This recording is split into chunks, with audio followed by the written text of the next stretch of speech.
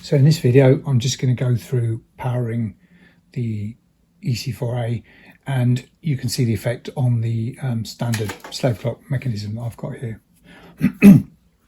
So my small pack of batteries to drive the electronics has 4 AA alkaline batteries in. That simply connects onto the 2-pin Molex connector. This battery box has a little switch on it. Switch that on and you will see the EC4A is initialized when these 2 LEDs light up. They come on and they go off.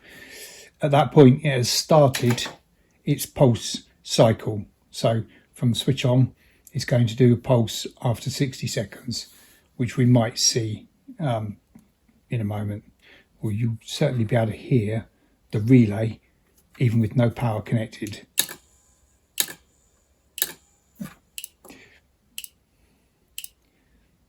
There you go.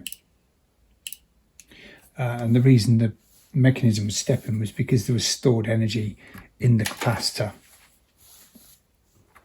So here's a bank of batteries. So this is 9 volts of alkaline. These are, I think, probably the best option. They're 7,000 milliamp hours, which is pretty good for a battery, and have a long life and work well in this scenario. The capacitor also helps with extending the life of these. So as you can see, you can test your connection to your mechanism, press the green button and you'll get a stepping. Press it again, it'll stop. If you press it and leave it, you get exactly 1 hour forward.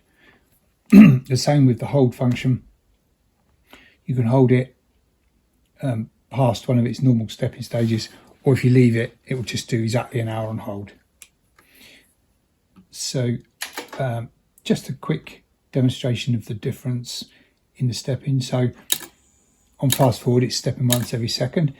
This small link does a power adjustment, which you can see delivers slightly more power. And this one on the end changes the timing, so a longer pulse, and that one's a longer pulse. So if I go back to the standard, which is 62 milliseconds, the link in the middle is 30 millisecond or 30 second or 60 second stepping. So I'm going to turn that off. So there's your basic setup. This input, I've chosen 9 volts, but you can do anything from kind of 1.5 up to 24. And just a couple of other things to mention. So with the EC4, try not to short this output. If it's shorted when it pulses, you could damage a couple of the little components in the EC4, which are designed to protect it against that very thing. And the other thing is that there's quite a lot of power in here, so if you're handling these batteries and loose leads, make sure you don't touch them as well.